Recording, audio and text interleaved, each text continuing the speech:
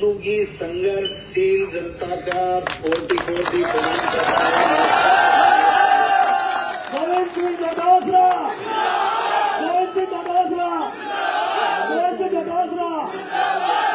जीत करके तब लेती है। आज आदरणीय जूली साहब हमारे नेता प्रतिपक्ष, आदरणीय शकुंतला राम जी जो हमारी कैबिनेट मंत्री रही है, विधायक विकास चौधरी जी, आपके लोकप्रिय नेता, हमारे सबके जुझारू नेता, संघर्षशील नेता बाबूलाल नागर साहब, गोपाल जी मीणा साहब, हमारे जिलाध्यक्ष जी रामचंद्र चौधरी जी, हमारे लोकसभा के प्रत्याशी जी, हमारे प्रदेश कांग्रेस कमेटी के महामंत्री इंचार्ज आरसी चौधरी जी और दूदू की तमाम जनता, जो किसान 36 कौम के लोग आए हैं, उनको एक ही बात निवेदन करना चाहता हूं कि ये भारतीय जनता पार्टी की आदत बन गई है अमर्यादित भाषा, अपने महापुरुषों का अपमान करना, संविधान का अपमान करना, संविधान को बदलने की बातें करना, बाबा साहब का अपमान करना और विकास की गति को रोकना इनकी आदत बन गई है। मैं निवेदन करना चाहता हूं, ये वो बाबूलाल नागर है जिसने एक विधानसभा क्षेत्र को जिला बना दिया, एक विधानसभा क्षेत्र को जिला बना दिया। मैं इतना ही कहना चाहता हूं कि ये जो 15 महीने से जो सरकार, पर्ची की सरकार बनी हुई है, वो घुटनों के बल रह रही है। अरे इनको सबक सिखाने का काम आप और हम सब 36 कौम के लोग करके दिखाएंगे। कांग्रेस पार्टी खत्म किया इन्होंने, जिले और संभाग को खत्म करने का जो ये गलत काम इन्होंने किया है, इस सरकार को उसको भुगतान करेंगे, उनको भुगतना पड़ेगा। ये अंग्रेजी माध्यम की स्कूलों को बंद कर रहे हैं। आप बताइए, किसान को जो बाजरे की खरीद की बात कर रहे थे, कहा ये बाजरे की खरीद, मूंगफली तुलाई कर नहीं रहे हैं। आज 3 साल से किसान खून के आंसू रो रहे हैं बॉर्डर के ऊपर बैठे हुए। जो आपने वादा किया था वो वादा आप निभाइए, आप एमएसपी दीजिए। ये कर क्या रहे मेरे समझ में नहीं है। और आपने यहाँ पर एक ऐसे आदमी को जिता दिया जो जिला नहीं बचा सका, अपना इंग्लिश मीडियम की स्कूलें नहीं बचा सकता, 1 रुपए का काम नहीं कर सकता, आखंड में भ्रष्टाचार में डूबे हुए लोगों को ये गलती आपसे हुई है, उसका ब्याज सहित वसूलने की आवश्यकता है। मैं आपको इतना कहना चाहता हूँ, पुलिस साहब आपको संबोधित करेंगे। ये दोबारा कांग्रेस का राज आएगा आपके आशीर्वाद से और दूदू जिला बनेगा, इसको कोई रोक नहीं सकता है। ये मैं कहना चाहता हूँ। लोकसभा में 11 मोर्या बुलाया है, जब पंचायती राज और नगर निकाय के मायने आगा मोर्या बुला दीजिए और देखते हैं को तैयार है। सदन तभी चलेगा जब हमारी बात इनके घुटनों के बल इस सरकार को रेंगता हुआ हम बता देंगे। ये मैं निवेदन करना चाहता हूँ। आप मजबूत रहिए, एक रहिए, सबको साथ लेकर के चले। और मैं इतना ही कहना चाहता हूँ, ये जूली साहब सारी बात बता देंगे क्या घटनाक्रम हुआ, किस प्रकार से हुआ। ये कांग्रेस के, राहुल गांधी के, बब्बर शेर के, जो बब्बर शेर हैं हमारे राहुल गांधी जी और खड़गे साहब के नेतृत्व में, हम इस भारत के जूली साहब को सुन के जाओ। मेरे से भी शानदार उद्बोधन जूली साहब का रहेगा। और जूली साहब और गोविंद डोटासरा जब कहते हैं, उसके बाद में आप जानते हो कि वो काम हो के रहता है। धन्यवाद। दिल्ली से भी फोन आ रहे हैं, ये जिले और संभाग और ये जितना भी कांग्रेस की अच्छी योजनाएं, चाहे वो गरीब के लिए कोई सी भी हो, इंग्लिश मीडियम की स्कूलें हो, चाहे हॉस्पिटल में दवाई मिलने की 25 लाख का इलाज का फ्री हो, इन सब के लिए संघर्ष करेंगे। और राजस्थान की जनता हमारे साथ में है और जनता इनको आईना दिखा। हमारे नेताओं ने अपने प्राण न्यौछावर करके इस देश की एकता और अखंडता को रखा है। और आज भी मैं कहना चाहता हूँ, राजस्थान का प्रत्येक कांग्रेस का कार्यकर्ता जान की बाजी लगा देगा, लेकिन आपकी दुख तकलीफ होने नहीं देगा। और ये जितने भी जो अच्छे काम हमारी सरकार ने किए थे, वो जो बंद कर रहे हैं, खत्म कर रहे हैं, इनको घुटनों के बल पर चलाने का काम हम सब लोग आपके आशीर्वाद से करेंगे। दूदू की जनता को बहुत बहुत सैल्यूट, प्रणाम। मैं आता, नागर साहब ने बहुत मन करके बुलाया था, लेकिन आपका ये छोटा भाई आपके सुखराज जी आपको राम राम बोल रहे, राम राम। ये मैं कहना चाहता हूँ। आपको बहुत बहुत धन्यवाद। ये सब लोग आपको राम राम कर रहे हैं राम साहब, और ये कह रहे हैं कि दोबारा आओ जब तेजल सुपर डुपर भी होना चाहिए, तेजल सुपर डुपर भी चाहिए। वो जल्दी करेंगे। वो लोग आंगली घुमा रहे हैं। जूली जी इनके लिए मारो जूली। धन्यवाद अध्यक्ष, धन्यवाद।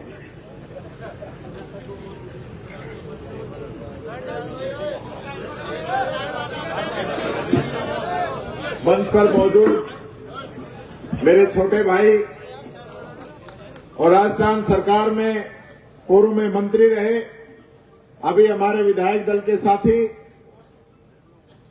अशोक चांदना जी, मंच पर मौजूद मेरी बड़ी बहन पूर्व मंत्री शकुंतला रावत जी, युवाओं की आवाज और विधानसभा के अंदर पहली बार जीत के आने के बाद में जिस जोश और जुनून और आम जनता की आवाज जिस प्रकार से उठा रहे हैं, ऐतिहासिक रूप से मेरे भाई विकास चौधरी जी, आप सबके हृदय सम्राट, जो कहते हैं दूधू का मतलब ही बाबूलाल नागर,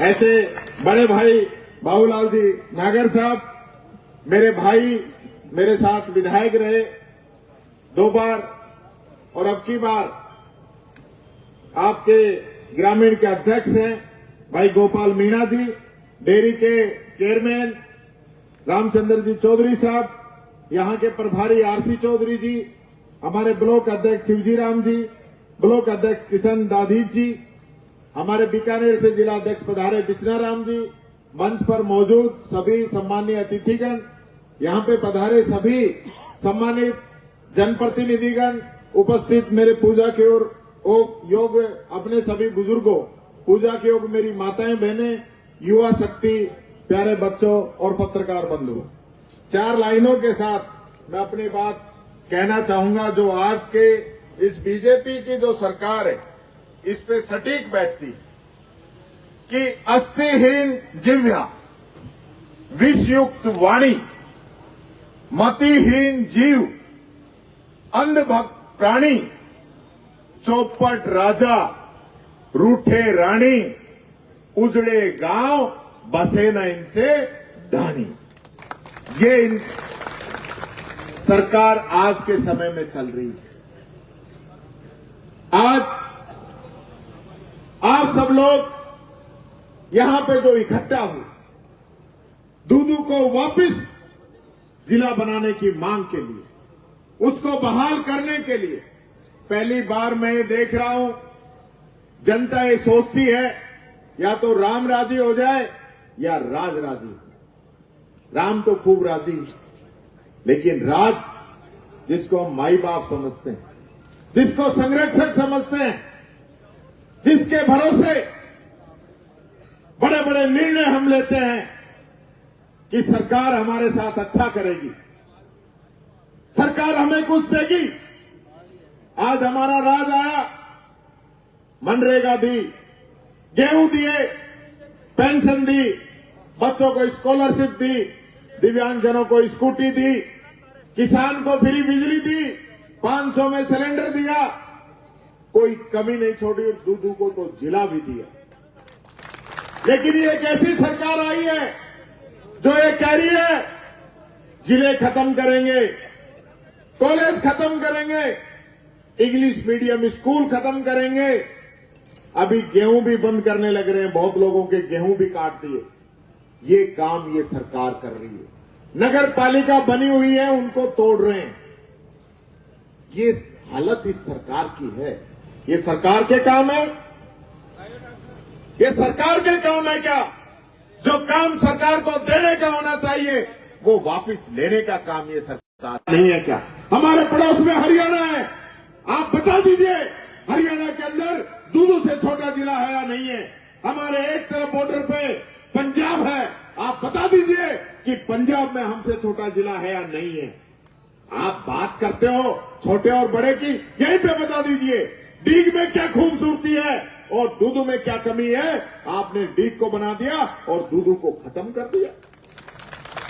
कौन थे आपके जो कमेटी के अध्यक्ष बनाए, मदन दिलावर जी, पहले तो अपने वाले ही बनाए थे, फिर इस्तीफा ले लिया कि इस्तीफा दे दो आप तो दूध को खत्म करेंगे।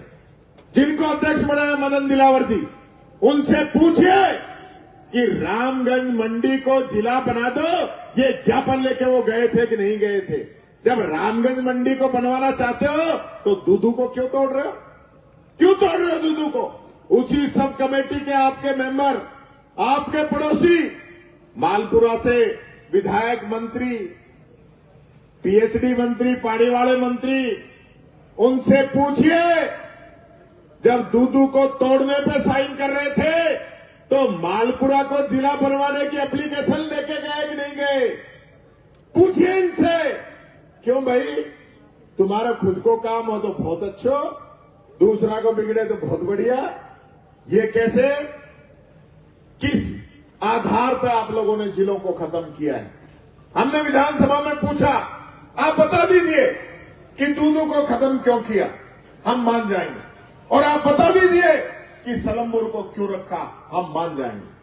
क्या दूरी का आपका कोई दायरा है, या आबादी का आपका कोई दायरा आपने रखा है, या भौगोलिक दृष्टि का कोई आपने दायरा रखा है?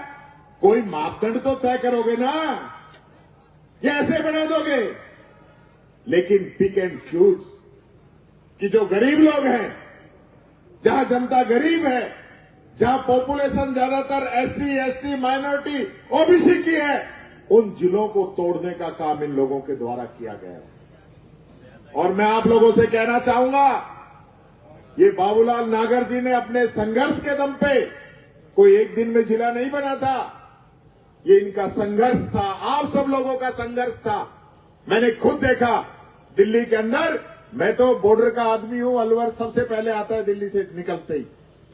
मेरे से ज्यादा अगर बसें लेके गए तो बाबूलाल जी नागर लेके गए, आप लोग लेके गए।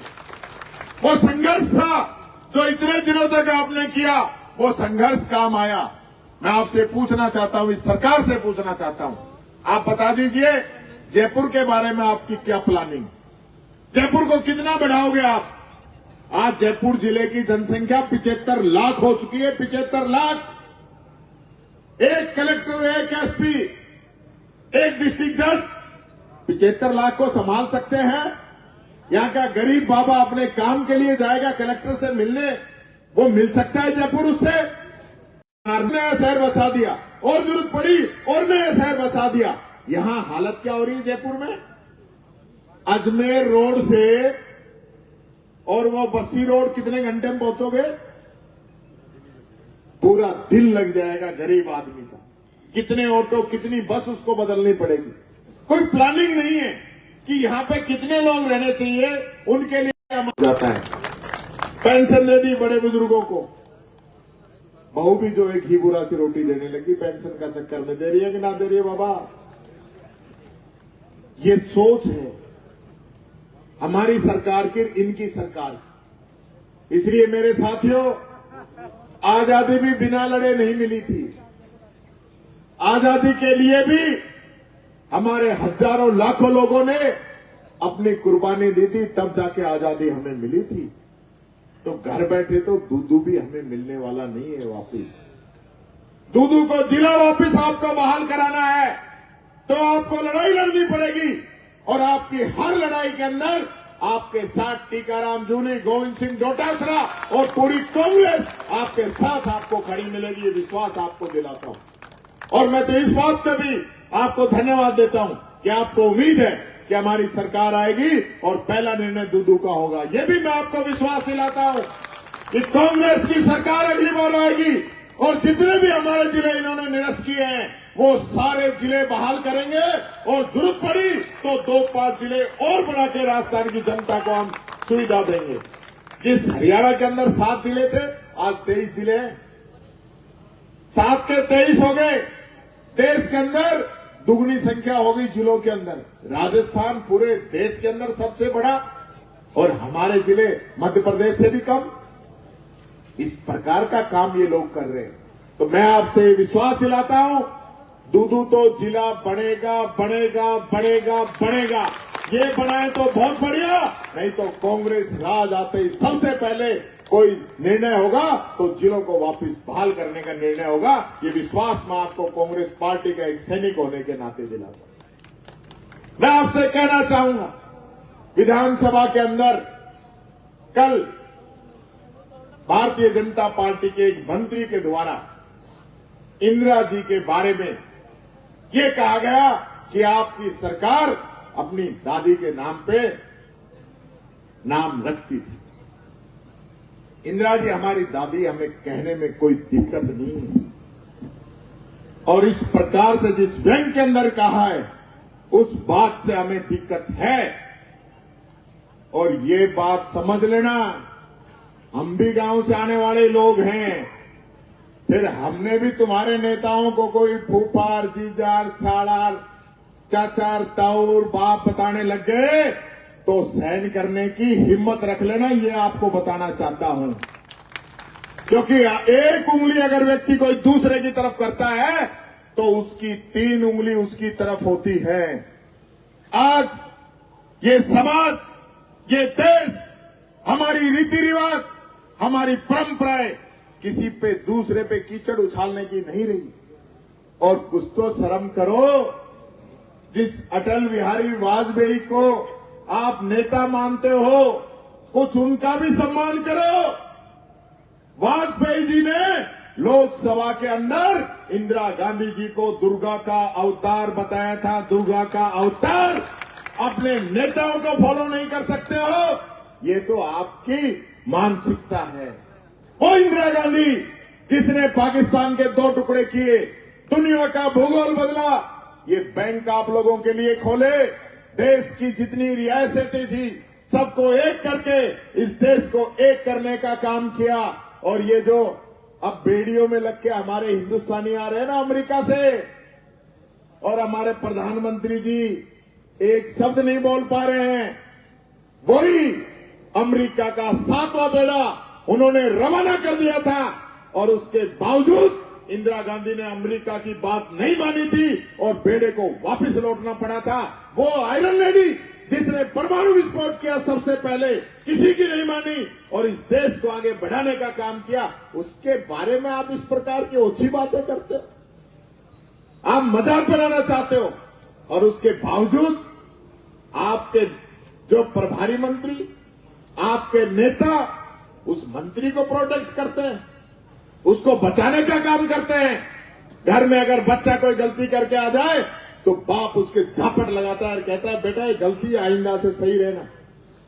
तब घर सुधरता है, तब औलाद सुधरती है, तब एक दूसरा जो है घर का सदस्य उस बात से सीख लेता है।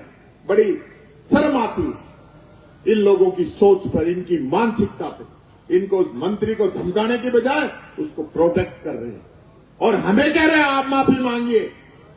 डोटासरा जी को निकाल दिया, रामकेश मीणा जी को निकाल दिया, संजय जाटव जी को निकाल दिया, रफीक खान जी को, आमीन कागजी जी को, हाकम अली जी को, जाकिर भाई को, 6 लोगों को विधानसभा से निकाल दिया। किस बात पर निकाल दिया कि हम लोग अध्यक्ष से ही गुहार नहीं करेंगे तो किससे गुहार करें, इस बात पे विधानसभा से निकाल दिया।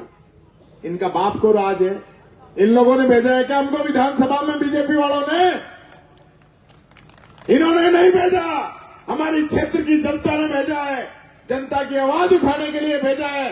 बाबा साहब भीमराव अंबेडकर के संविधान ने भेजा है, जिसकी वजह से आज विपक्ष का महत्वपूर्ण रोल है। ये तो बिना ना नकेल के बैल हो जाएंगे, जो मर्जी जो करेंगे, इनकी चलेगी, इनकी दादागिरी चलेगी विधानसभा के अंदर, वो चलने वाली नहीं है और न चलने देंगे। ये मैं आप लोगों से विश्वास दिलाता हूं। चाहे हमें कितनी रात गुजारनी पड़े, सड़कों पे गुजारनी पड़े, विधानसभा में गुजारनी पड़े, गुजारेंगे। लेकिन इस लोकतंत्र के मंदिर के अंदर, जो हमारा लोकतंत्र का सबसे बड़ा मंदिर है, जो हमारी विधानसभा है, जिसको मजबूत करने का काम बीजेपी के नेताओं ने किया, भैरव सिंह जी शेखावत ने किया, दुनिया आज उनका नाम लेती है कि वो एक लोकतंत्र की पालना कराने वाले व्यक्ति थे। वो चाहते थे कि हमारा लोकतंत्र मजबूत हो। ये लोग तो कमजोर करने में लगे हुए हैं। इनको तो ऐसे ही लोकतंत्र में आदमी चाहिए जो दूर से जीत के जाते हैं और जिला खत्म करवा लेते हैं, एक शब्द नहीं बोल पाते। ऐसे लोग चाहिए इन लोग। तो ऐसे लोग टीकाराम जूली, गोविंद सिंह डोटासरा, हमारी टीम दो तो यहीं बैठे हैं, विकास चौधरी और चांदना जी। विकास चौधरी जी ने कोई बात बोल दी विधानसभा के अंदर 3 दिन पहले, टैक्स वाले भेज दिए। क्यों? ये ईडी, इनकम टैक्स, सीबीआई और ये जीएसटी, फीएसटी ये सब हमारे लिए लागू है। आप आपातकाल लाना चाहते हैं। आप ये चाहते हैं कि प्रेस के अंदर कोई न्यूज नहीं आए, कोई इन लोगों के खिलाफ नहीं बोले। ये तो संभव नहीं है। ये संभव नहीं है। ये राजस्थान की मिट्टी है जिसके अंदर महाराणा प्रताप जैसे योद्धाओं ने जन्म लिया है। हमारी तो मिट्टी के अंदर ही वो ताकत है कि बच्चा जब जन्म लेता है तभी से वो झुकना नहीं सीखता। आज जनता के लिए हमें गर्दन भी कटानी पड़े, गोली भी खानी पड़े, हम खाएंगे, लेकिन झुकने वाले लोग नहीं हैं। ये बात मैं इस सरकार को बताना चाहता हूं। आज राज नहीं चल रहा। अभी विकास जी ने बताया था कि मैंने मुख्यमंत्री से पूछा नरेगा वाली बात, आप सब लोग जानते हैं। मैंने पहले कही कि भाई बुरा मत मान जी मुख्यमंत्री जी, लेकिन बुरा तो मान ही गए। उसके बाद मान जाए एक बार की 10 बार मान जाए, हमें कौन सी धड़ी तुलानी है। बात तो सच्ची कहेंगे, चाहे अच्छी लगे और चाहे बुरी लगे। अब कल बजट आया है, कोई काम ऐसा भी होगा कि जो बजट में घोषणा उससे पहले हो जाए। ऐसी घोषणा कर रखी है जिनके टेंडर हो गए, काम चल रहे हैं और बजट घोषणा कर रहे हैं।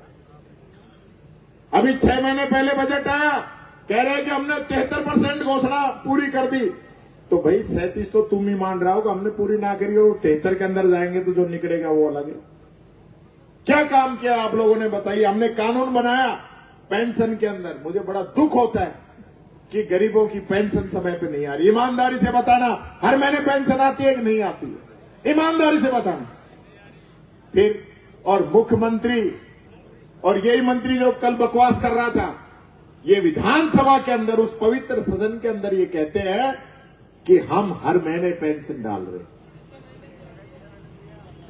ये हालत है इस सरकार की। वो बेचारा एक बुजुर्ग झुंझुनू के अंदर चला गया पेंशन के लिए, उस बूढ़े बाबा को 2 दिन थाने में बैठा दिया, पुलिस ने बंद कर दिया कि तू पेंशन मांगने कैसे आ गया। खुद मुख्यमंत्री के जिले में भरतपुर में एक बेचारी आज अखबार में आई है, बैठ गई सड़क पर, उसको पेंशन नहीं मिल रही। ये हालत इन लोगों ने कर रखी। कह रहे थे कि बिजली 24 घंटा आ रही, कितनी आ रही बिजली? हालत खराब कर रखी है। सुबह महिलाओं को जरूरत पड़ती है, उस समय बिजली कट जाती है। शाम को बच्चों को पढ़ाई की जरूरत पड़ती है, उस समय बिजली कट जाती है। और ठंड में किसान को कहते हैं रात को बिजली मिलेगी तेरे को। ये हालत इस सरकार की। इस सरकार का जो इकबाल है वो खत्म हो चुका है। मैं आप सब लोगों से यही आग्रह करना चाहूंगा। कहने को तो बहुत सी बातें हैं जो आपसे करनी है, लेकिन अभी बाबा विधानसभा से आए और रात ने वहीं सोए और आज भी वहीं सोना, इससे तो विधानसभा में ही जाऊंगा, सब लोग वहीं रहेंगे। आपके हकों की लड़ाई और दूधू को वापस जिला बनाने की लड़ाई आप यहां लड़ रहे हो और हम विधानसभा के अंदर लड़ रहे हैं। ये मैं आपको विश्वास दिलाता हूं। मैं बाबूलाल नागर जी को भी धन्यवाद देना चाहूंगा कि जो लगातार आपकी लड़ाई लड़ते हैं। पहले 8 से 13 में कितना संघर्ष किया। आप मंत्री थे, मैं विधायक, लेकिन ये समझते थे कि जो आम आदमी है, गांव की कोई चीज है, गांव की कोई शिकायत आप लेके जाओ तो तुरंत उसका समाधान ये करते थे। तो हमारे तो बहुत सीनियर हैं बाबूलाल जी, और पूरे राजस्थान के अंदर अगर कोई कार्यकर्ता के रूप में काम करता है तो आपके अपने विधायक बाबूलाल जी नागर साहब हैं। ऐसा आदमी यहां नहीं रहना चाहिए, ऐसा आदमी विधानसभा के अंदर होना चाहिए। आज जिता के भेजते तो राज तो भले ही उनका हो, पर दूधू को तोड़ने नहीं देता ये आदमी अगर अंदर रहता है। पर अब समय समय की बात है भाई, अब चूक होगी तो होगी। अब तो दुख पा ही रहे हैं, सारा ही पा रहा है, तुम भी पा रहा, हम भी पा रहे हैं। लेकिन ये मौके बार बार नहीं आते। बाबा साहब ने जो हमें ताकत दी है वोट की, उस वोट का सही उपयोग करो और इनकी बातों में मत आओ। चांदना जी ने कही 2-4 बात और बता दूं। 2 करोड़ युवाओं को रोजगार हर साल देंगे, किसान की आमदनी दुगनी करेंगे, 15-15 लाख सबके खाते में डालेंगे, भारत को विश्व गुरु बनाएंगे, महंगाई को कम करेंगे, भ्रष्टाचार को खत्म करेंगे, डॉलर रुपए को बरोबर करेंगे, गंगा मैया को साफ करेंगे। अब तो ऐसा हो गया है कि पापियों के पाप धोते धोते राम तेरी गंगा मैली हो गई। ये हालत इनने कर रखी है। 2 लाइनों के साथ मैं वापस जो है अपनी बात को समाप्त करना चाहूंगा कि अनपढ़ राजा भक्तमती अंधा, खोदे खाई पाटे खंडा, करते अजीब गोरख धंधा, गला नाप कर डाले फंदा, डाले फंदा। ये फंदा डालने वाली सरकार है। इस सरकार के गले में फंदा डालने का काम आप लोगों को करना है। ज्यादा समय नहीं है, कुछ तो निकल गया, कुछ बाकी है। 1.25 साल से ऊपर हो गई, अब 3 साल बची है। लास्ट में 6 महीना तो इनकी चपड़ासी ना मानेगा जो हालत इनने कर रखी है। 3 साल और कहना रहो, मजबूती से लगे रहो और राष्ट्र वापिस लेके आना है। किसान का, महिलाओं का, युवाओं का, दलित का, पिछड़े का, महिलाओं का, बच्चों का जो राज था वही राज वापिस लेके आना है राजस्थान के अंदर। यही बात कहता हूं, अपनी वाणी को विराम देता हूं। आप लोगों ने जो मान सम्मान दिया उसके लिए बहुत बहुत धन्यवाद। राम राम साहब। बैठो 2 मिनट बैठो। धन्यवाद जूली साहब। एक बार सब लोग जोर से ताली बजाकर जूली साहब का स्वागत करें। मैं अभी हमारे जो नेता है वो सामने, सीधा बोलो पीछे। हाँ सर पुतले का भी कार्यक्रम रखा गया है। मीडिया के साथी हैं, वो बाहर पुतला जलाएंगे। उप मुख्यमंत्री प्रेमचंद बैरवा जी का यहाँ पुतला जलेगा। और अब मैं जितेश चौधरी जो हमारे पीसी सदस्य हैं उनसे निवेदन करता हूँ कि आप धन्यवाद दें। जितेश जी चौधरी। इंदिरा जी ने बोला ना, उसके लिए पुतला जलाने बोला। हाँ, इंदिरा जी के लिए, जो हमारी नेता के लिए जो बोला है उसके खिलाफ।